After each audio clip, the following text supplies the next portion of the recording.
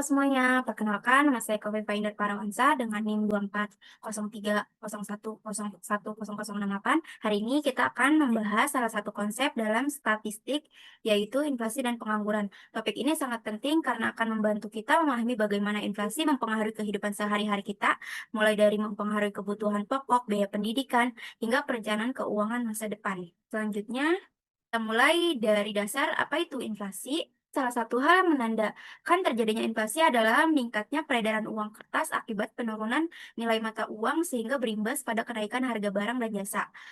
Bayangkan seperti ini, ketika ada terlalu banyak uang yang beredar di masyarakat, tapi jumlah barang dan jasa yang tersedia itu tetap atau bahkan berkurang, maka nilai uang kita jadi turun. Uang yang sama sekarang tidak bisa membeli barang sebanyak dulu, karena nilai uangnya turun. Otomatis para penjual akan menaikkan harga barang mereka agar tetap mendapatkan keuntungan yang sama. Jadi intinya inflasi adalah kondisi di mana daya beli uang kita menurun karena harga-harga barang dan jasa secara umum terus meningkat. Setelah memahami apa itu inflasi, sekarang kita akan masuk ke penyebab inflasi. Ada beberapa faktor yang bisa memicu terjadinya inflasi. Penyebab inflasi yang pertama adalah inflasi karena kenaikan permintaan atau kita sebut demand pull inflation. Ini terjadi ketika masyarakat punya lebih banyak uang dan ingin membeli lebih banyak barang dan jasa. Tapi jumlah barang yang tersedia di pasar itu terbatas. Bayangkan saja kalau semua orang tiba-tiba ingin membeli es krim yang sesama. Sementara jumlah es krimnya segitu-segitu saja, apa yang terjadi? Tentu harga es krimnya akan naik karena banyak yang berebut. Di grafik ini, kurva D bergeser ke D1, menunjukkan permintaan yang meningkat. Karena permintaan naik, tapi penawaran kurva S tetap, harga dari P0 ke P1 jadi ikut naik. Singkatnya, terlalu banyak uang yang mengejar terlalu sedikit barang, sehingga harga naik. Sebab inflasi yang kedua adalah inflasi karena biaya produksi atau cost pull inflation. Karena biaya produksi atau cost inflation ini terjadi ketika biaya untuk membuat suatu barang naik, misalnya harga bahan baku naik, biaya gaji karyawan naik, atau harga listrik atau transportasi naik. Produsen mau naik, tidak mau akan menaikkan harga jual produk mereka agar tetap untung. Di grafik ini, kurva menawarkan S bergeser ke S1 menunjukkan bahwa jumlah barang yang ditawarkan jadi berkurang karena biayanya mahal. Sementara permintaan di kurva D tetap, akhirnya harga dari P0 ke P1 jadi ikut naik. Meskipun jumlah barang yang tersedia dari Q0 ke Q1 justru berkurang, jadi intinya harga barang naik karena ongkos produksinya juga ikut naik. Penyebab inflasi yang ketiga. Adanya inflasi karena jumlah uang yang beredar bertambah. Ini terjadi saat uang yang beredar di masyarakat terlalu banyak, sedangkan jumlah barang dan jasa yang tersedia tidak bertambah. Bayangkan ada lebih banyak uang di tangan semua orang, tapi barang yang bisa dibeli tetap sama. Apa yang terjadi? Harga-harga barang akan naik karena uang jadi terasa tidak berharga sebanyak dulu. Intinya semakin banyak uang di tangan masyarakat, tapi barangnya tidak bertambah, harga-harga akan otomatis naik. Selanjutnya, kita lihat jenis-jenis inflasi berdasarkan tingkat keparahannya. Seberapa parah inflasi itu terjadi. Yang pertama, inflasi ringan atau creeping inflation. Ini adalah inflasi yang kurang dari 10% per tahun. Kenaikannya pelan-pelan seperti menyerap. Kita mungkin tidak terlalu merasakan secara drastis dalam waktu singkat, tapi namun lama-lama terasa juga. Nah, yang kedua itu inflasi sedang, galloping inflation. Jenis ini terjadi ketika inflasi berada antara 10% sampai 30% per tahun. Kenaikan harganya sudah mulai terasa cepat dan membuat kita khawatir. Yang ketiga ada inflasi berat, yaitu high inflation. Ini adalah inflasi yang parah, mencapai antara 30% sampai 100% per tahun. Harga-harga naik sangat cepat dan sulit diprediksi, sangat mempengaruhi daya beli masyarakat. Yang terakhir itu ada hiperinflasi. Ini adalah kondisi terparah di mana inflasi lebih dari 100% per tahun, bahkan bisa mencapai ribuan persen, uang menjadi hampir tidak bernilai. Harga-harga bisa berubah dalam hitungan jam atau hari ini. Ini sangat berbahaya bagi ekonomi suatu negara. Jadi kita bisa melihat bahwa inflasi itu punya banyak tingkatan dari yang masih bisa ditoleransi sampai yang sangat merusak ekonomi. Berdasarkan keparahannya, inflasi juga bisa dibedakan berdasarkan penyebabnya. Yang pertama, demand pull inflation ini terjadi ketika permintaan masyarakat terhadap barang dan jasa terlalu tinggi, melebihi kemampuan produksi. Bayangkan semua orang ingin beli barang, tapi barangnya terbatas, jadi harga terdorong naik karena banyak permintaan. Yang kedua, cost pull inflation ini terjadi ketika biaya produksi untuk membuat barang dan jasa meningkat. Misalnya harga bahan baku naik, gaji pekerja naik, atau biaya transportasi mahal, akibatnya produsen menaikkan harga jual produk mereka. Jadi inflasi bisa terjadi karena banyaknya permintaan atau karena mahalnya biaya produksi. Selanjutnya, yang terakhir, inflasi juga bisa dibedakan berdasarkan asalnya.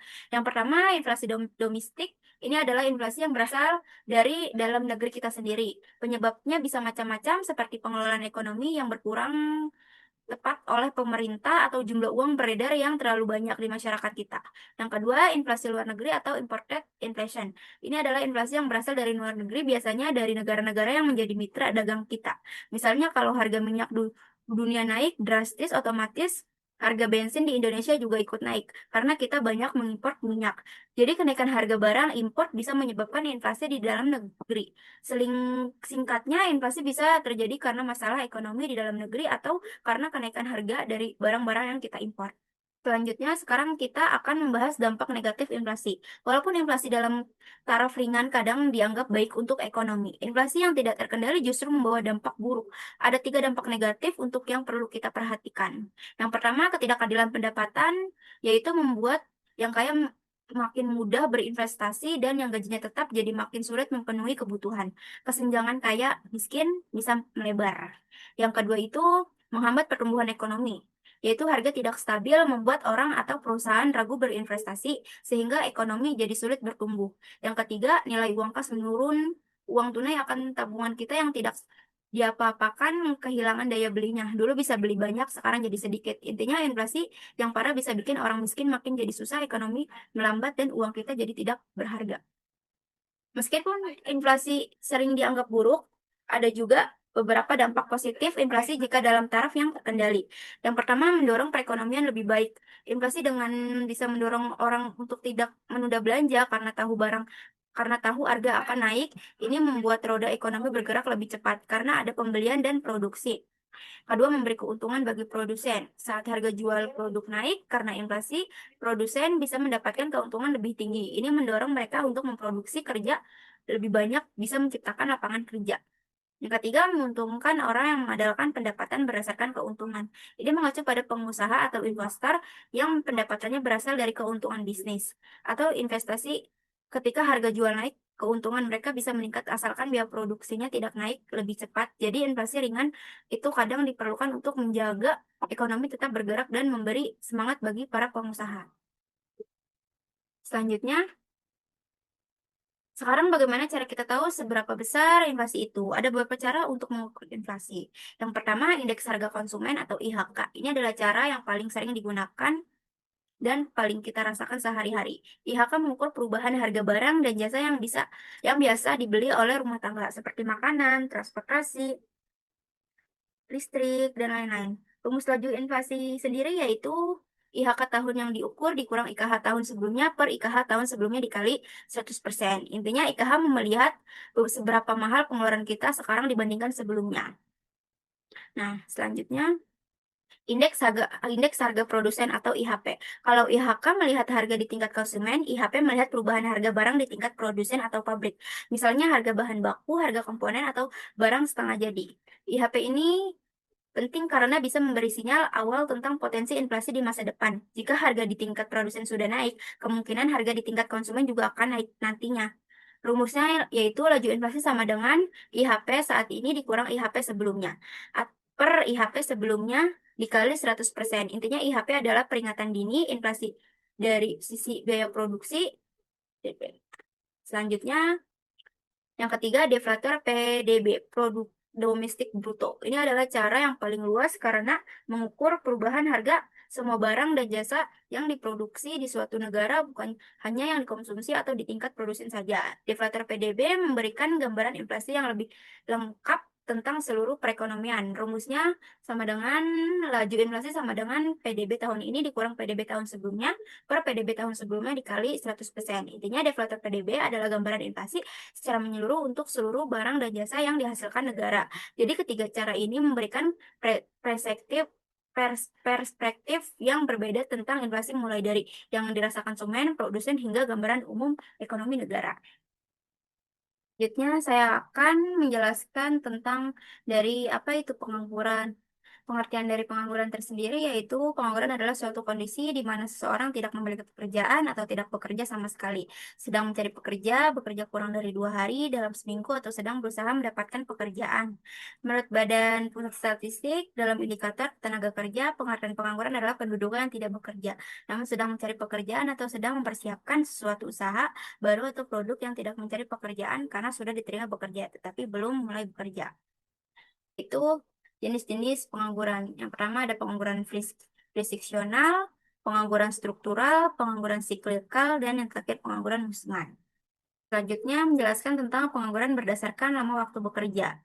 Yang pertama pengangguran terbuka. Pengangguran terbuka adalah pengangguran yang dialami oleh orang-orang yang tidak bekerja sama sekali dalam kurun waktu tertentu. Yang kedua itu setengah menganggur. Setengah menganggur adalah pengangguran yang dialami oleh orang-orang yang bekerja kurang dari waktu normal atau standar dalam kurun waktu tertentu. Yang ketiga itu pengangguran yang terselubung. Pengangguran terselubung adalah pengangguran yang dialami oleh orang-orang yang bekerja lebih dari waktu normal atau standar dalam kurun waktu tertentu.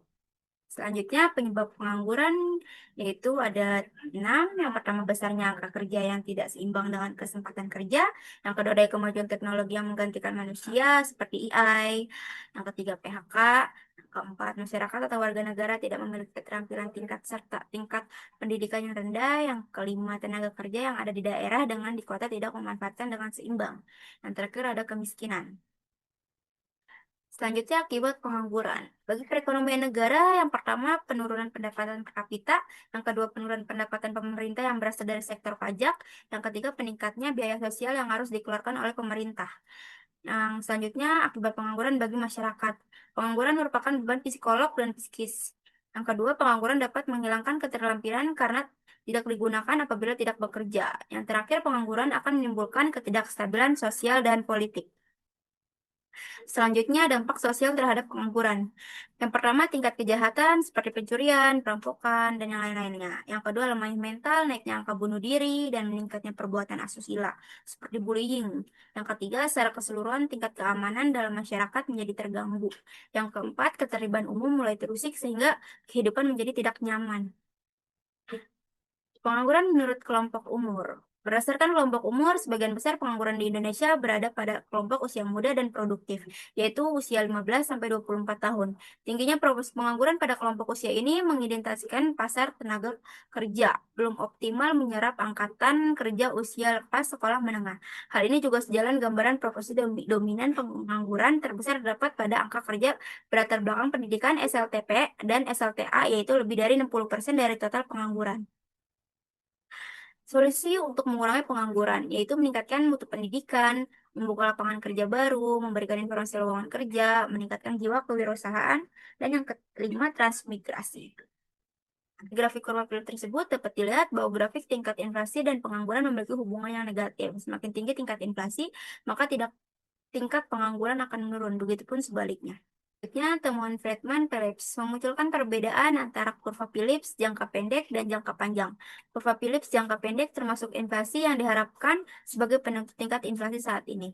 Saja presentasi yang saya berikan, semoga bermanfaat bagi kalian yang menonton. Kurang lebihnya mohon maaf jika ada kesalahan. Assalamualaikum warahmatullahi wabarakatuh. Terima kasih.